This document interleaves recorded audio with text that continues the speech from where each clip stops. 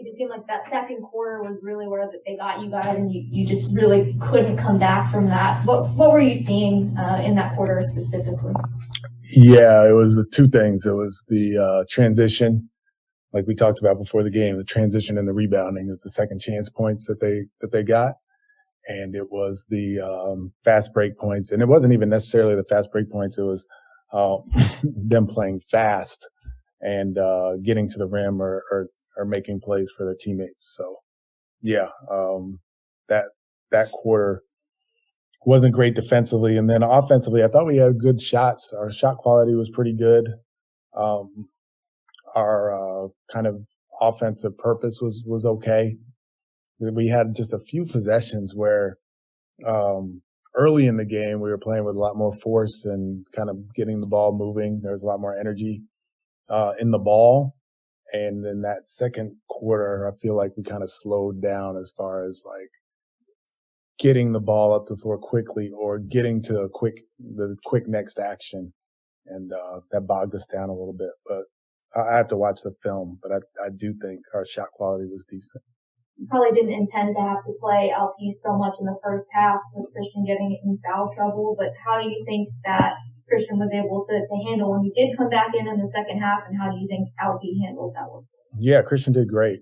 He played really good, and obviously he had the 3 fouls in the first half, and you're betwixt and between putting him back in and risking him getting the 4th foul.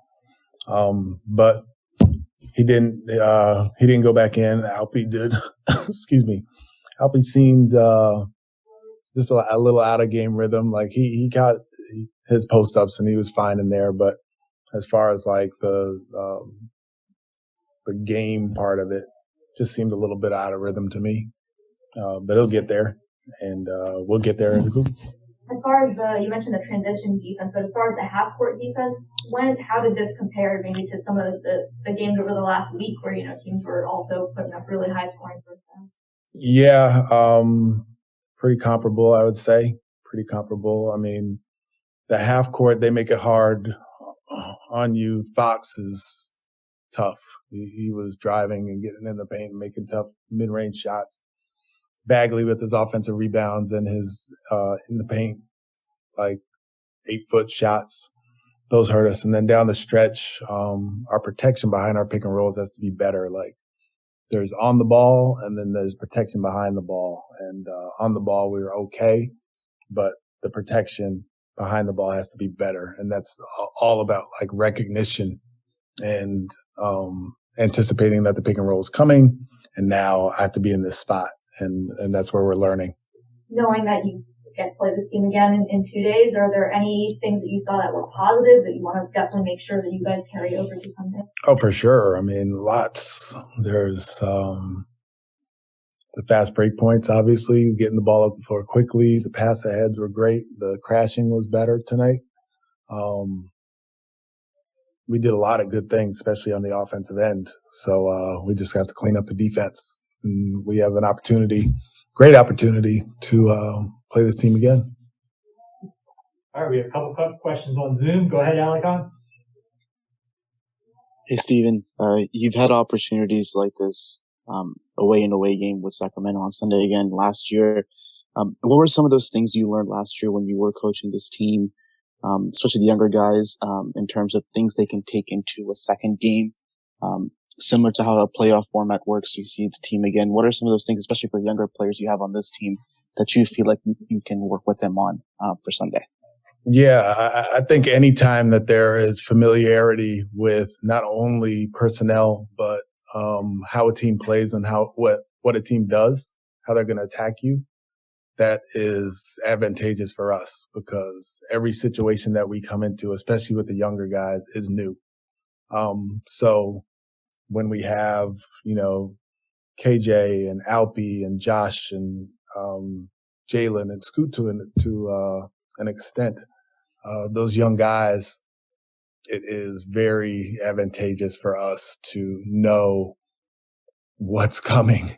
And we do our best with the film, we do our best with practice, we do our best with a walkthrough, but there's no teaching tool better than actually going through it live against the team. So, the film will mean more.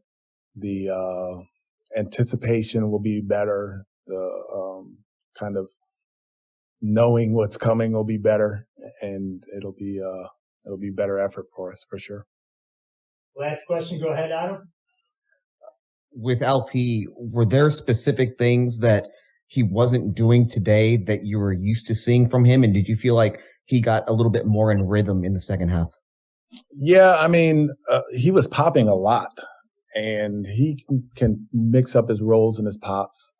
I felt like I said before the game, maybe I said it on the radio, but there's the Alpy getting his game together and finding rhythm himself, and then the group finding the rhythm around him, because when he's on the floor, it is different, whether he's in the post, the low post, or has the ball up at the top of the floor.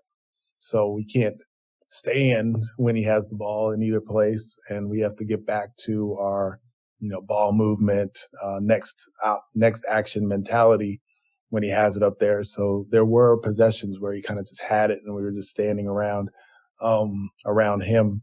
And then for him, kind of getting back in the rhythm of playing and understanding how he can attack defenses, whether it's with his pick and roll game, where he can either pop or roll, or his post game and, take advantage of smaller, or it doesn't even have to be smaller, just take advantage of defenders. All right. Thank you.